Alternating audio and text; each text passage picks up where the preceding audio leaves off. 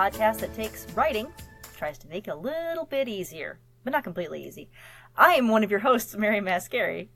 And I'm your other host, Melissa Long. Here we go again with our Pixar stuff. We're closing in on it. We've only got a couple left, but we're going to do one more about plotting. We're grouping these together, and we picked 3 little rules that have to do with plotting, and we want to talk about them. So, do you want to just do one at a time, or should we just read all 3 and then just kind of go through? I think we should read all 3. They're so similar. Okay. Yeah, they are. Okay, so first we're doing number 9, which is when you're stuck, make a list of what wouldn't happen next. Lots of times the material to get you unstuck will show up. And then number 12 is discount the first thing that comes to mind. And the second, third, fourth, fifth, get the obvious out of the way. Surprise yourself. And then number 19, coincidences to get characters into trouble are great. Coincidences to get them out of it are cheating. So my favorite of the 3, I think is number 9, actually. I will say my favorite is number 9. It's also not something that I do very often, and I'm like, I should be doing that more. I do other things like that. I don't think I've ever done what wouldn't happen next, but I do find that there are times where you need to kind of look at it from a different angle, and work with it from a different angle, not just think about it. Like, I'm going to write this scene from a different point of view, or I'm going to just kind of embody it this way. I don't know. It's not real specific, but I do like that. Yeah, what wouldn't happen? I need to try that. I like both of these because I like the idea of creating and generating lots of different ideas and possibilities to get to something that works. So anything that has a list where I'm just dumping like verbal vomit, like a bunch of different things on the page, and trying to get rid of the obvious stuff, that's where I feel like the magic happens. And I do that through drafts. I mean, that's the other thing is I think one thing that doesn't always come through with stuff like this is how much time it takes to do each of these things. That it's not just like one brainstorming session one afternoon where you come up with a couple ideas.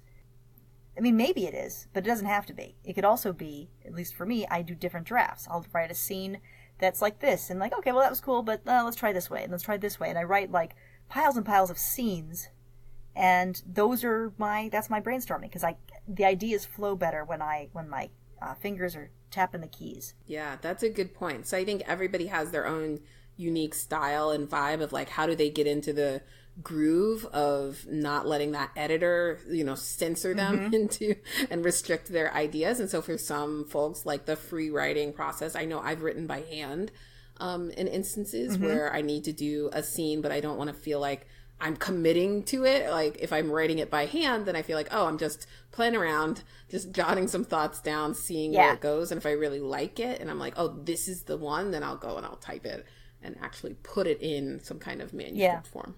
Yeah, I've done that. Or I'll do Write or Die. Are you familiar with that tool? Oh, yeah. Write or Die. It's this great software that you give it a word count and a time limit, and it just sort of nags you so you keep writing. Like, it can punish you. It can be like, if you stop, you can even have it so you can't backspace, which I did once, and it was amazing. It's terrifying, but it's amazing. But yeah, I find that like stuff I put in there, I can play around with it. It doesn't count. Or I'll even use a different font. Sometimes I'll just use I have a sort of Comic Sans like font that I use for brainstorming, and I know that doesn't count. I have a little more freedom there. Once I'm in Palatino, then it's real.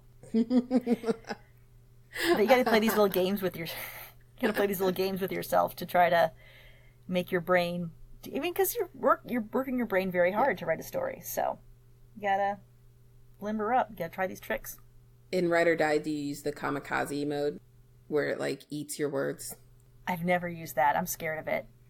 I'm actually really gentle with myself. Like, it just the screen starts to go red, and then after a long enough time, a little spider shows up. But I also have it reward me. So like after every couple hundred words, a little picture of some puppies shows up.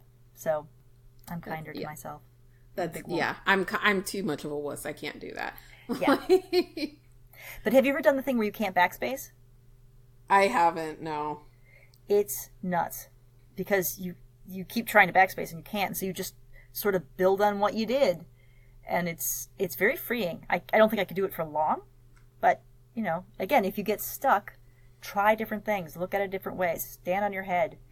Yeah, try it in French, whatever you need to do to kind of jog your brain, because you're working with some pretty deep subconscious stuff when you're writing. I wonder if anyone's ever done like an MRI on someone while they're writing. That would be interesting. See the brain activity. Right. I bet it's crazy. I bet it's all over the place. Because writing is a lot harder.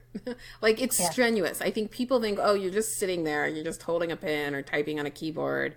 You're not actually working that hard. And you're right. Like, all of these different layers, and you're trying to pull things together and then come up with new ideas. And it's very, very physically draining and mentally draining to Yeah. It's hard work, man. We hard deserve work. more respect. Why don't people appreciate that? Dang it. So we've got the 9 and 12. Find whatever tricks you can get. Try some funky things. And I like that. What wouldn't happen next? That works well. Or if you think you've got it, push yourself to try something else.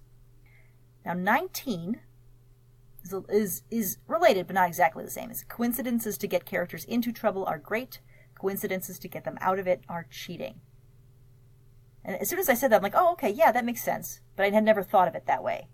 Yeah, this is a hard one.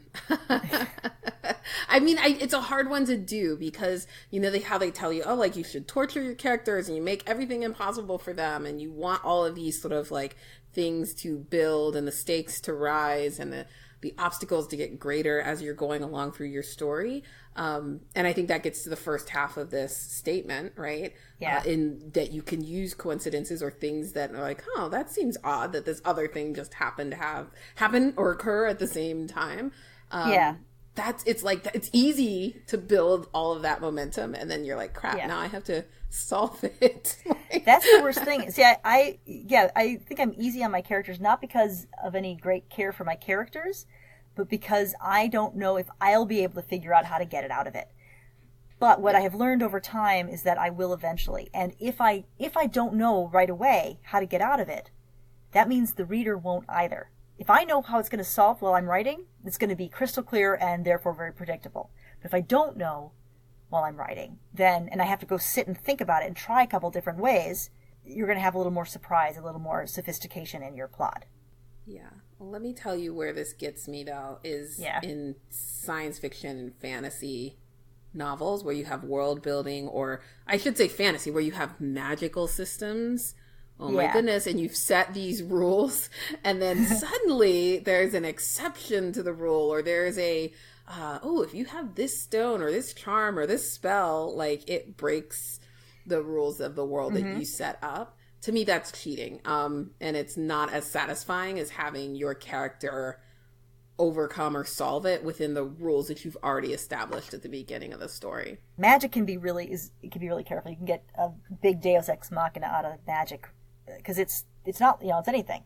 You can be whatever you want. So it's tempting to just say, oh, you know what? Poosh, magic spell. I've learned a spell. Now it goes. We should do an episode on magic. But oh yeah, that would be good. Magic systems and stuff.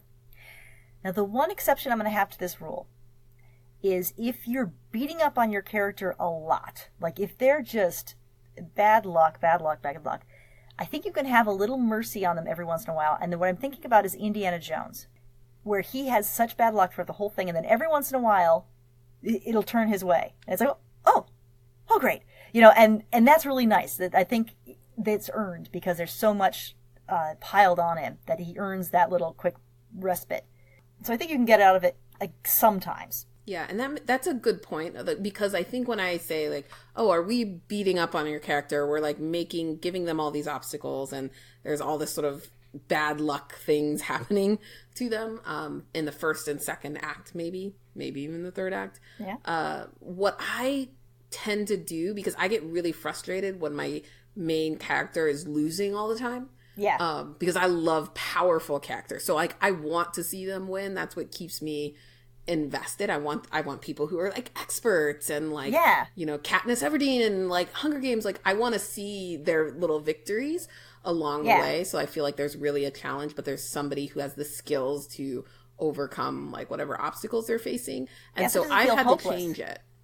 Yeah, like I've had to change the way I approach those to be like, they get what they want, or they accomplish something, but that opens the door to something else that's bigger or more negative, or there's more, implications for them getting, consequences for them getting what they thought they wanted. Right. Yeah. So that works really well too, and I think that's something that gets discounted, because you think, oh, put them up a tree and then throw them. They have this problem. They have to solve that problem at the end. But I've seen a lot of really great stories where they solve the problem right away, but that's not the problem. There's more.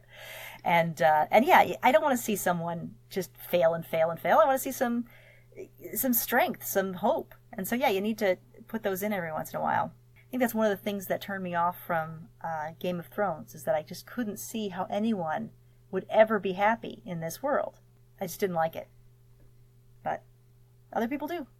Yeah, if you're listening and you're a Game of Thrones fan and you love it and you want to debate Mary, feel free to, put it in our reviews or hit me up on DMs on Instagram. Or, just at me on Twitter. I am taking a bit of a mental health break from Twitter, so I'll come back and see all these ads like, what the heck's wrong with you? We'd love to have a debate around story. And oh, yeah. I would, about motivation. story. Well, last week I was talking about Lion King, right? Right. At me on that one, man. Right. I'm like that meme of the guy sitting at the table, debate me.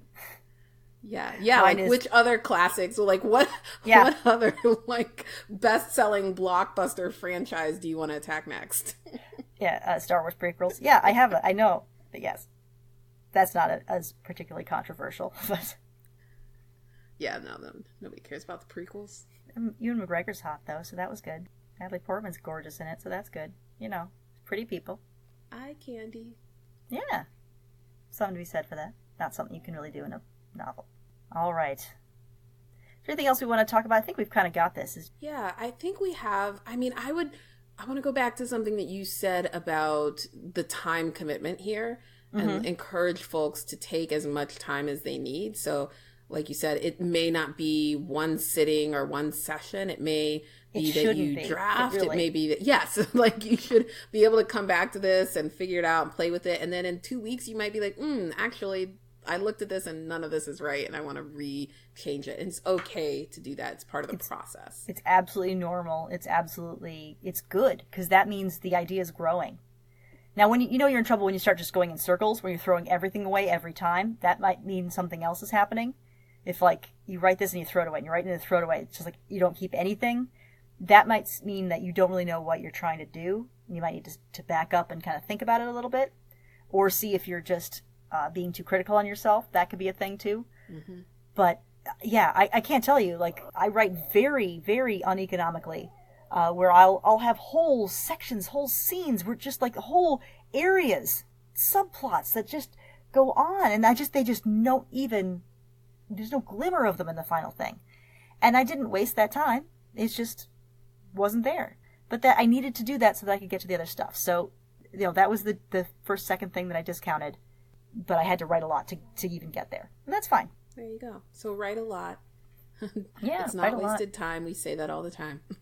Writing is cheap. All right. Well, time is not cheap. So I think we should give our listeners they're back to their lives, back to their writing. Follow us on social media. We're doing our best. And if you can go into iTunes and give us a review, boy, oh boy, it would make us feel so, so good. Anything else? Nope, I think we can wrap it up. Excellent. Hey, everyone, remember, writing is hard. So take it easy. I'm Mary. And I'm Melissa. Bye, everyone. Bye.